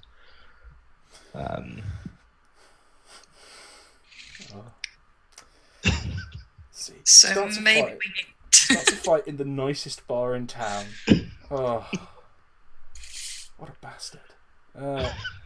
So, what are you guys gonna do? It's now it's now the night. Where the heat of the day fades away very quickly and it gets quite cold. Two of you walking around in a strange town you haven't been in for very long. At night. Having already seen that this has a very rough side to it. Does Anita know anywhere to stay? Has she got somewhere she normally stays there? I don't know. How often does Anita come here? I actually visit relatively regularly just because it's a good market, a good place to get stuff. Generally speaking, anywhere you can buy booze tends to let you sleep on the floor. Some have rooms. There are quite a few brothels in town. I'm not sure where Anita would particularly aimed at in that sort of spectrum of accommodation. Is she a floor at the pub kind of girl, or She horizontal would company girl, or she would just probably give me the be room, let them have the night off. probably either a floor on the bar. That's A kip on the bar floor, or a room with giving everyone else the night off. But she's going to turn to everyone and go to Zeke and go, well, you've paid to our place of sleeping if you started that. So we're going to have to find somewhere else. I don't think anyone saw me start it. But Well, they were talking about the Northern Bastard, so they know something. you just get a shrug.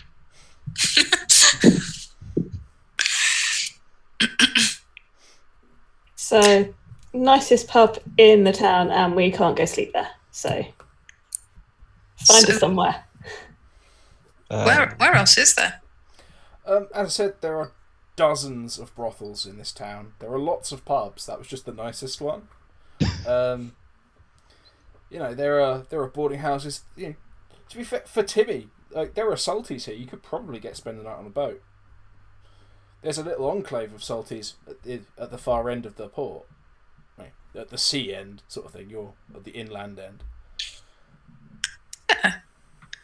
I guess that way, you got protection as well.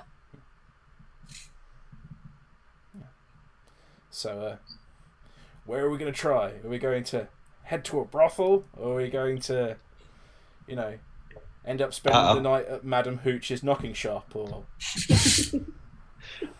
I'll follow the vote for the salties as we need. I think we need to go there at some point anyway.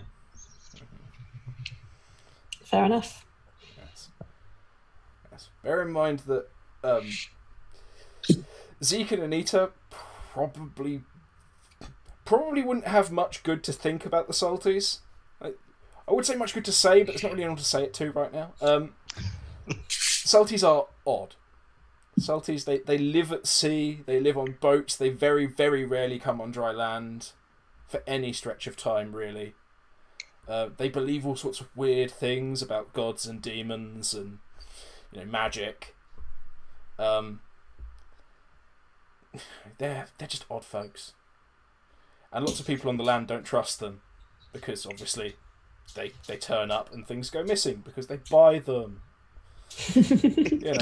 So when you come back into town in a few weeks after you've gone out scavenging and go, I'm going to buy that shiny gun I was looking at, and it's gone. They go, bloody salties, come and buy all the guns. Very conscientious traders, but they can still get the shitty end of the stick. Anita's going to suggest that we find a local brothel that owes her a favour for treating some issues. Okay.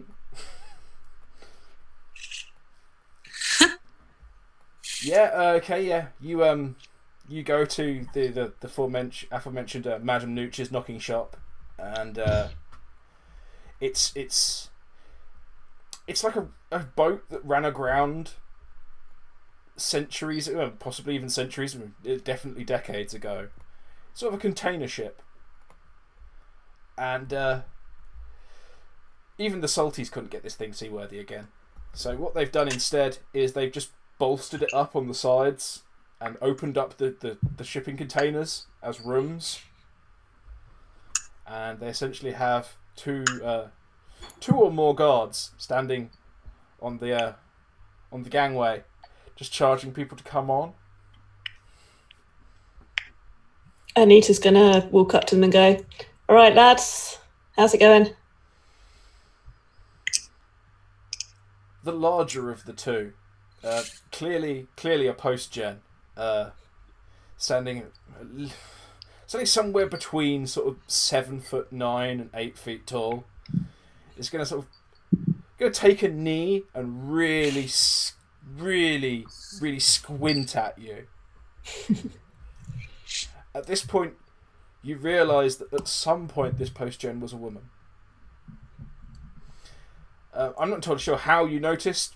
What you noticed is up to you. But you realise at some point this post-gen was a woman. And clearly today she's had a shot at makeup. But it seems to be with motor oil. So it's just sort of big dusky eyes with motor oil and horrible oily lips.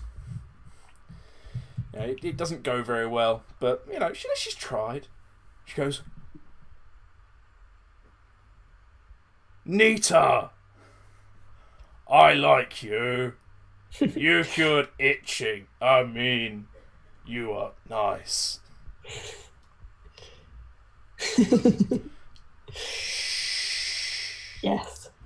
Yes, we don't mention that. Do I know her name?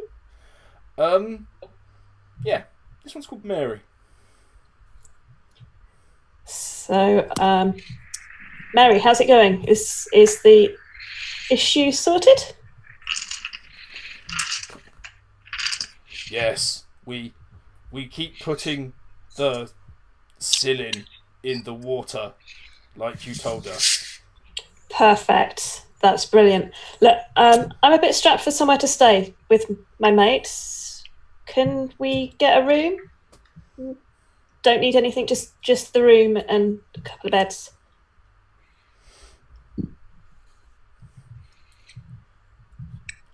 We will see what we can do. She turns to the very large and impressive, but not a post-gen, other bouncer standing here. And goes, "Show them to their room, Gary, or I'll hit you." You get the impression that Gary might be a bit of a job's worth. But Madam Nooch wouldn't like that. "I'll hit you." "Okay." And he takes you by the hand and leads you off around behind the bridge of the ship to where there's just sort of 6 shipping containers standing at the back. You get the impression this is probably like the staff quarters. You know, they're not fancy. They haven't got like lights on them or anything. Like there's lots of like candles and things at the front on the customer section. He takes you through a little gate. As she's being dragged off, Nita's going to turn around to the others and just indicate to follow. Yeah. Yes. Well, for the sake of show, he's got to make it look like you've done something wrong. So he's leading you away to like the bit that everyone's like, "We won't ask any questions. Holy shit!" So yeah, he leads you around to the back, and he sets you down in a purple shipping container. Because I remember my players' favourite colours. When I remember to ask them. Yes, it's to a purple shipping container, and he first goes in and he removes like a big armful of stuff, like a double armful. So he dumps it out on the deck, and this is clearly his stuff. You know, he's clearly just given into the threat of violence and given you his own room. So it's got like spare trousers of the type he's currently wearing, which are basically like very, very fat people's trousers sewed together, so there's like 2 or 3 to make a skirt. This guy's very, very large in every possible sort of interpretation. He's very tall and very wide and very muscly. In the end, he just has a pile of stuff which he proceeds to sit on and go, "In there. Go on. It's all right now." Thanks, Gary. And Anita walks in. Yes. You head on in, and as you do, fuck it, yeah. He leans on over and he flips a switch just inside the door, and a light comes on. An honest to goodness electric light that someone's rigged up at some point. It's got something akin to like a 6-watt bulb. It's lighter than darkness, but you wouldn't want to read or have to fiddle with a small zipper or anything. It's better than darkness. At which point he closes the door of the shipping container. You don't hear it lock, so you're not too worried, but it is closed. Anita will kind of shout out, "Thanks for the light, Gary. Haven't seen one of those in a while." It's all right. Clang. bloody dollars, drugs, itching. Yes. So yes, you are now in a shipping container. Within it, you find sort of some low pallets, just like stuffed with straw and things. If you're lucky, one of them might have like a half-inflated airbed. One of the ones that's like 4 bars and only 2 of them are still full. The other 2 have like a leak in. But yeah, it's very basic, but it's a hell of a lot drier than outside. And hell, you've got an electric light. Score. So, what are you going to do? You have a place to sleep. Are you just going to proceed with sleeping? Are you going to... What? At this point, I think Zeke would realise that they haven't actually found out who their new travelling companion is. Ask the name and turns to Timmy and go, "Name's Ezekiel. People call me Zeke. And you seem to remember that Jerry should be somewhere." And go, "You'll meet Jerry soon." Not quite sure where his companion has disappeared to. At this point, because the lights are dim, Timmy's just going to look at him and go, "What?" Not wanting to let on at this point. Maybe not yet. Sorry, you're mumbling. Could you just speak up a bit? The name is Zeke. He sort of goes a bit slower because he wasn't sure whether it was the accent that did it as well. So sorry, did you say something about your religion, dude? I can't. Just speak up. Okay, for the sake of sanity and the message I just received, we shall spend this moment of joyous incomprehension and skip to a quick break. I know that we actually haven't got very long left, but we'll skip to a break, which gives me a chance to try out the break slide. So we shall see you all in a bit. Hello, we're back. We've cheated you of those last 40 seconds of bio break, so you can no longer pierce. Well, you probably still can pierce, but you just probably wouldn't do it at your computer. Don't do it at your computer. That would be bad, and it would hurt our viewing figures.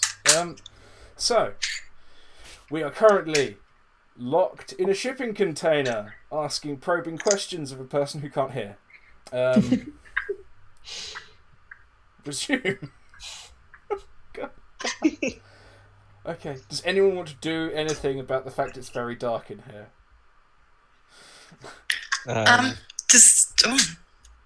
Do we have any way of creating light?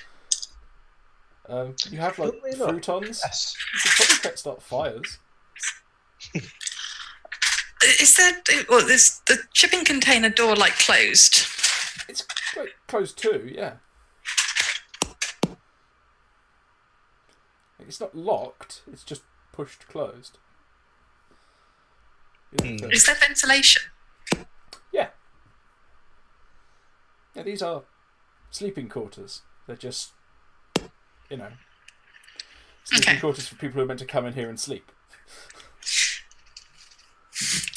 Yeah, I guess I'm going to suggest should we carry on this conversation over like a fire? Maybe stay warm. It's cold, and then let's talk. Okay. All right. I suppose I gather some of the hopefully dry straw out of one of the mattresses, and pile it up outside. And Yeah, if you're going to go outside, I mean, it was light outside. It's a pub outside. Well, to be fair, it's a brothel outside. So they have lights and things so people can find them. Hmm. They probably have big red lanterns. It's probably very red tinted light. Having been in a shipping container before, I know that starting a fire in there is probably less than a brilliant idea. Yes, to then sleep in there. Yeah, it does. It does fall solidly within the category of a genuinely shit idea. Not only because it is essentially an oven, but it's also essentially a hotbox. You would smoke yourselves to death, and then come out the next morning, delightfully smoked, lightly roasted flesh, which other people may enjoy, but it took me 3 weeks to get you guys to formalise these characters. Don't kill them.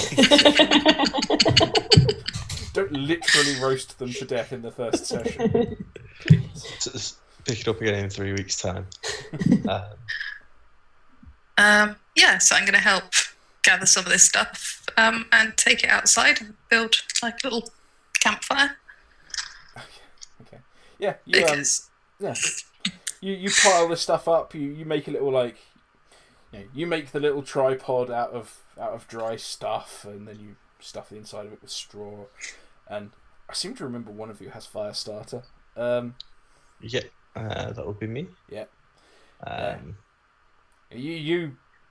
You pull out your little flint and steel that you carry everywhere in your boot or something. I don't know. I was hoping Exactly for what it a is. seemingly endless box of matches, Ah, okay, yes. like a pre-war box of first strikes Okay, yeah. Yes, that never seems to run out. Okay. Yeah. Yes, you chuck a match onto it, and it goes up, and there's a merry little blaze, and lots of smoke, because it may be dry, but it's impregnated with months and months and months of sweat and beer and night sweat and anything else that may come out of a person at night on a brothel, especially even in the staff quarters. Who knows? So yeah, it's a bit murky. But yeah, you make a merry little blaze, and you're standing there, and there's light enough for all of you to see, which is a blessing. At which point someone comes out of one of the other containers and goes, "Huh, all right," and chucks a match into one of the oil drum fires, in one of the oil drums they've got, and just starts an oil drum fire. Newbies, eh? You staying a while, or is this a favour for a friend? Anita looks at him and goes, "Yeah, favour." Oh, it's Anita. Oh, hello, Anita. Oh, thank you so much. That You're itchy welcome, was mate. driving me fucking mental. Oh, Yeah, does that. yeah. Oh, it was terrible. And and the business went downhill, and we nearly didn't survive. Thanks. You are Do you have very any more well. of that stuff for us to put in the water supply? I might have. And she checks her bag. And I can't remember. Get a medic check. Just bullshit it with a medic check. Yeah, that's a botch. A botch. Yeah. I should know better than using those die. Yeah. You hand. Oh no. You pull out. You put your hand into your bag. You rummage around. You pull out. And those 5 big white pills you got earlier are there. And you go. Maybe. You don't know for sure they're not antibiotics.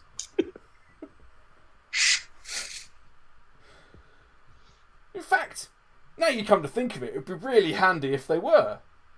You know, you got a really good deal off of this, you know, sort of thing. You know, you've just got free board for the night off of doing this last time, and God knows what you gave them then. You can't remember.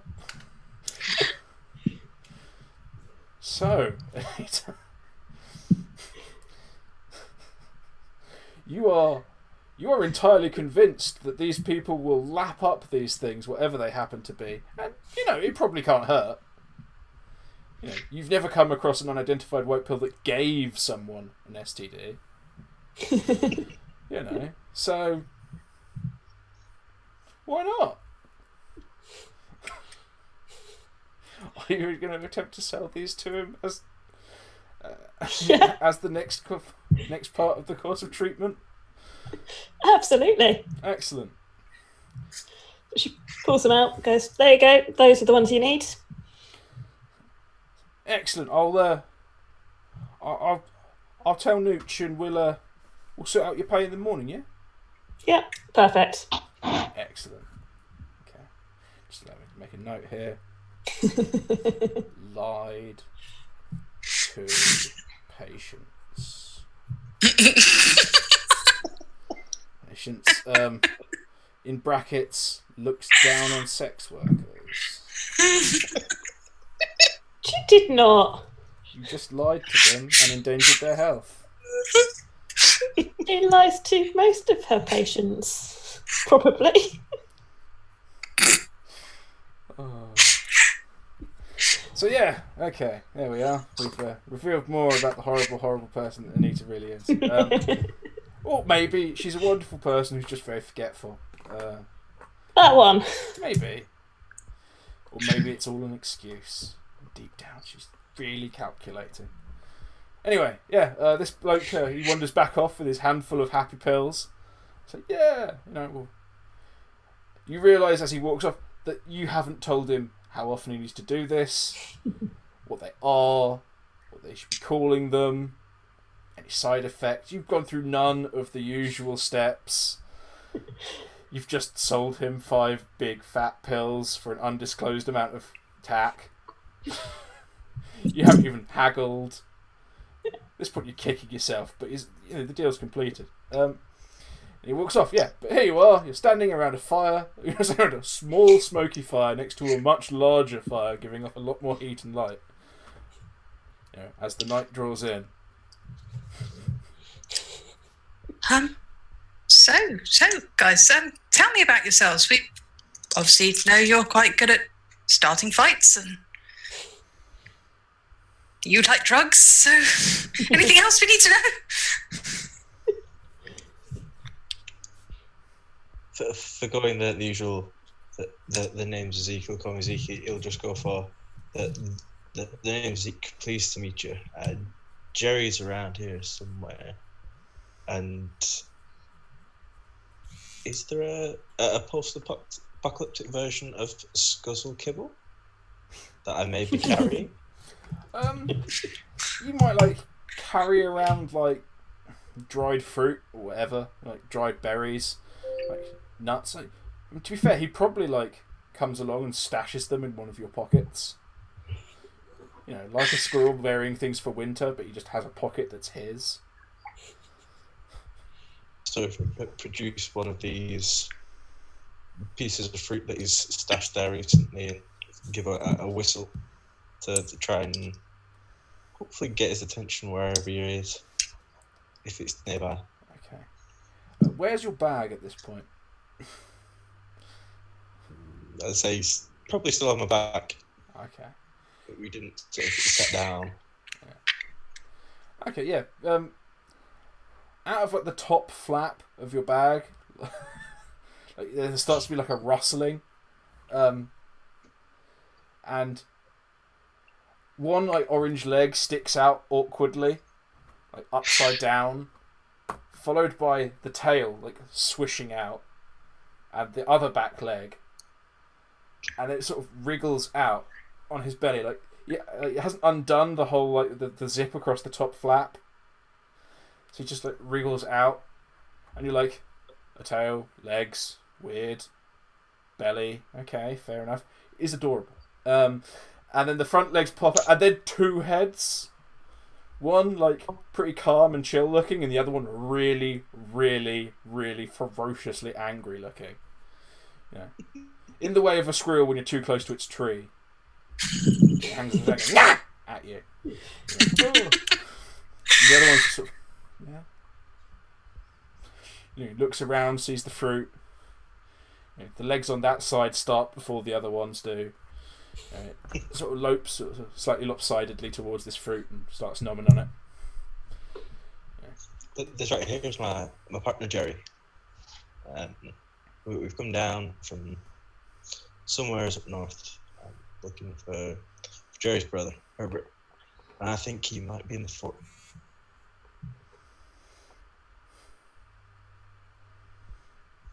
And this is said with absolute deadpan conviction. But there's no doubt that Herbert is somewhere. What you also notice at this precise moment is Zeke wears a Scuzzle skin hat, sort of with both heads still attached, and the tail sort of flopping behind him. But whenever anyone questions him on it, he sort of changes the topic quite quickly.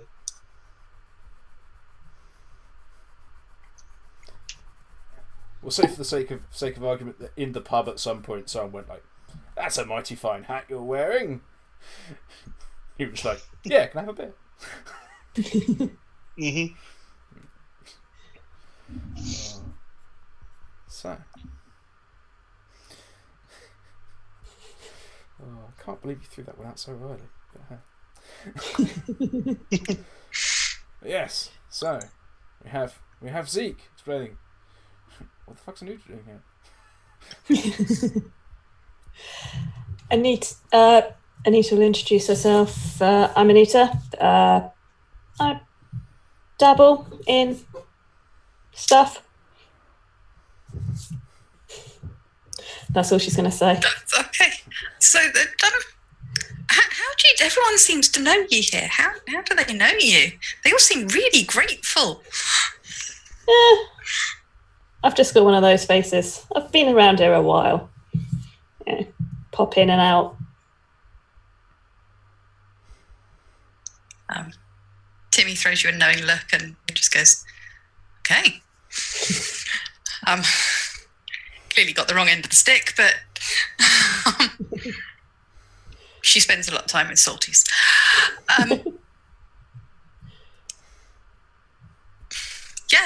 I'm Timmy. I guess I ought to explain who I am. I just kind of turned up here, and I've been with the salties for a while. I've been working with them, but actually from here originally. But I needed a bit of cash, and they needed someone who could fix stuff. So I fix stuff for the salties. They're not bad. They're good employers. Less itchy.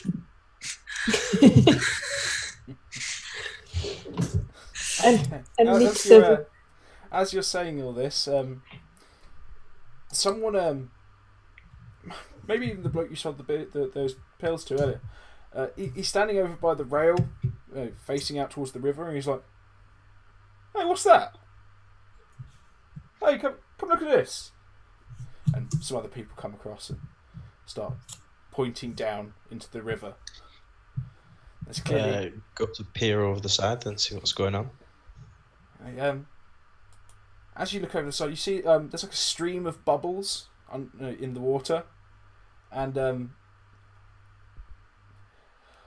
like a bundle of rags pops up from underwater, and it's floating downriver towards the sea. Is Zeke the only one watching? Or are you all going to head across? Yeah. I need to wander over. Okay. As you watch another bundle comes up, and another, and then a head bobs up out the water, and it dawns on you that the other bundles may have been a torso and legs, possibly arms.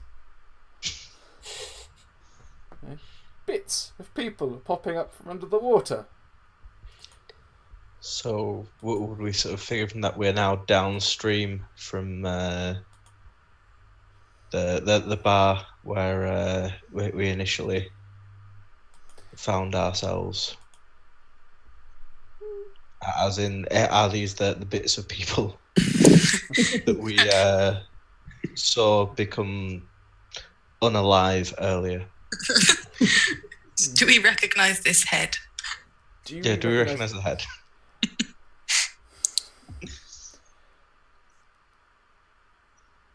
Anita and Zeke, no, you don't recognise the head. Timmy, you do. It's one of your salty friends, and not the one who was in the bar with you.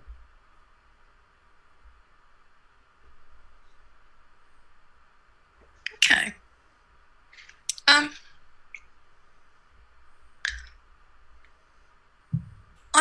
not going to. I'm not going to keep this one quiet. I'm just going to shout, Roger! What happened to you? Just way too loud.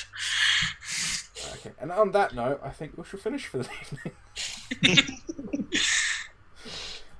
I shall make a note, Roger. Roger. Roger the head. I'll not Not be an happy if you knew instruction. Roger. Yes. Alright, so, yes, Roger the head. So, as we wrap up, we shall have to do the going round thing, but first of all, we shall do the wonderful thing of sort of reintroducing ourselves. Where can we find everyone? Do we want me to go first or last? Yeah, let's make it split. First. We go first? First. Okay. Yeah. Okay. I'm Thirsty. You can find me on Twitter at thirsty_BTP. You can find me on bloodthirstypuppets.co.uk. You can find me here on Mondays and Fridays now. Huzzah. And at the moment, if you listen really hard to the Lucky Die podcast, you might even hear me there for a little while. Oh. And that's pretty much it for me. So, Spanners. Yes, I have been Spanners. I've been playing Timmy, and will continue to do so because we didn't die. Yeah, that was really fun. That was loads of fun. I'm interested to see where the scuzzle's going to end up. But yes, you can find me on Twitter at Spanners_BTP, here on Mondays, and coming soon, other exciting things. Might as well go, Lilth. Okay. I am Lilth. I've been playing Anita Winfield. Had to double check my notes again. It will stick in my head at some point. You can find me on Twitter at Lilth21. And I also play in a campaign on a Saturday on Twitch on Kit Battlebeard's channel. And that's normally starts at 9 PM UK time. And that's me. And that was fun. And we're not dead. Yay! Survived the first day. Yes. Despite my best efforts, that Heteron just could not shoot. Shame. He just couldn't get over a 7. Like, fail. Anyway, yeah. Ivor. Go. I've been Ivor. I exist nebulously on the internet. I will at some point sort out Twitter for people to follow, but for now, find me here on a Monday night. How did you find it? It was very enjoyable. I'm surprised we didn't die and or get further embroiled into a bar fight, but it's been a lot of fun. Good. Right then, so we've gone around. We've said what we thought. We've told you where to find us, and you can continue to find us here. So cheerio. We shall see you next week. And cue outro slide. Bear in mind they can still hear us. The little surprise I thought I'd spring to you. Yeah. Yay! Well. So, That was really cool. yeah, I'm so glad I didn't write prep for that because it was so much better. Well, yeah, because you can kind of play it by ear in the first couple of times. Yeah. Yeah. Definitely good fun. Yes.